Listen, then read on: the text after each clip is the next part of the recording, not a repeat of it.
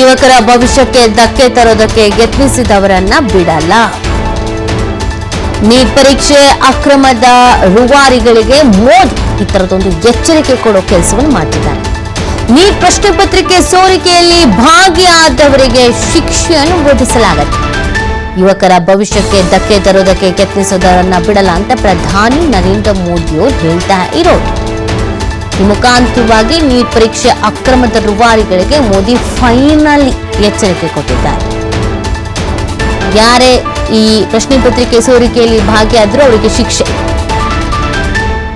ಇದನ್ನೇ ಸೋರಿಕೆ ಆಗ್ತಾ ಇದ್ದಂಗೆನೆ ಹೇಳಬೇಕಿತ್ತು, ಹೇಳಿದ್ರಾಗ್ತಿತ್ತು, ಹೇಳಬಹುದಿತ್ತು, ಹೇಳಿ ಅಂತಾನೆ ವಿದ್ಯಾರ್ಥಿಗಳು ಪ್ರಶ್ನಿಸ್ತಾ ಇದ್ದೀವಿ. ಸೊ ಫೈನಲಿ ಈಗ ಇದಕ್ಕೆ ಸಂಬಂಧಪಟ್ಟಂತೆ ರಿಯಾಕ್ಟ್ ಆಗ್ತಾ ಇದೆ. ಮೊನ್ನೆನೂ ಟ್ವೀಟ್ ಮಾಡಿದ್ರು, ಈಗಲೂ ಟ್ವೀಟ್ ಮಾಡ್ತಿದ್ದಾರೆ. ಅದರ ಹಿಂದೆ ಒಂದು ಹಳೆ ವಿಡಿಯೋ ಹಂಚ್ಕೊಂಡಿದ್ರು. ಸೊ ಫೈನಲಿ ಇದ್ರ ಬಗ್ಗೆ ಗಮನ ಹರಿಸಿದ್ದೀನಿ ಅನ್ನೋದೊಂದು ಮೆಸೇಜ್ ಪಾಸ್ ಮಾಡಿದ್ದಾರೆ. ಪರಿಸ್ಥಿತಿ ಕೈ ಮೀರ್ತಾ ಇದೆ ಅನ್ನೋದು ಅರಿವಾಗ್ತಾ ಇದ್ದ ಹಾಗೇನೆ ಇದೀಗ ರಿಯಾಕ್ಟ್ ಆಗಿರೋದು. ಹೌದು, ದೇಶದ ಪ್ರಧಾನಿಗಳು ಬೇರೆ ಬೇರೆ ದೇಶಕ್ಕೆ ಹೋಗೋಕ್ಕಿರುತ್ತೆ, ಬೇಜಾನ್ ಕೆಲಸಗಳಿರುತ್ತೆ. ಎಲ್ಲಕ್ಕಿಂತ ಹೆಚ್ಚಾಗಿ ಯುವಕರ ಭವಿಷ್ಯ ತುಂಬಾ ಇಂಪಾರ್ಟೆಂಟ್. ಅದ್ರ ಬಗ್ಗೆ ಮಾತಾಡಲೇಬೇಕಾಗತ್ತೆ. ಹಾಗಾಗಿ ಅದ್ರ ಬಗ್ಗೆ ಮಾತಾಡಿದ್ದಾರೆ. ಈಗ ಫೈನಲಿ ನೀವು ಗಮನಿಸ್ತಾ ಇದ್ದೀರಾ, ಪೋಸ್ಟ್ ಒಂದನ್ನು ಮಾಡಿದ್ದಾರೆ.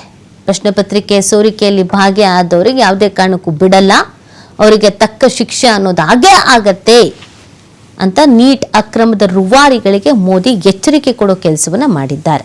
ಇದನ್ನು ಮೊದಲೇ ಮಾಡಿದರೆ ಮುಗ್ದೇ ಹೋಗ್ತಿತ್ತು. ಅದನ್ನು ಬಿಟ್ಟು ನಾನು ಮಾತೇ ಆಡಲ್ಲ, ನಂಗೆ ಗೊತ್ತೇ ಇಲ್ಲ, ಎಲ್ಲದಕ್ಕೂ ಎಂಟರ್ ಆಗೋದಕ್ಕೆ ಅವ್ರು ನಾರ್ಮಲ್ ಅಲ್ಲ ಪ್ರಧಾನಿ ಅನ್ನೋದು ಸರಿ ಅಲ್ಲ. ಸೊ ಫೈನಲಿ ಇದೀಗ ಆ ವಿಚಾರದ ಬಗ್ಗೆ ಪ್ರಸ್ತಾಪಿಸಿದ್ದಾರೆ, ಮಾತಾಡಿದ್ದಾರೆ. ಮೊನ್ನೆನೂ ಟ್ವೀಟ್ ಮಾಡಿದ್ರು, ಈಗ ಮತ್ತೊಮ್ಮೆ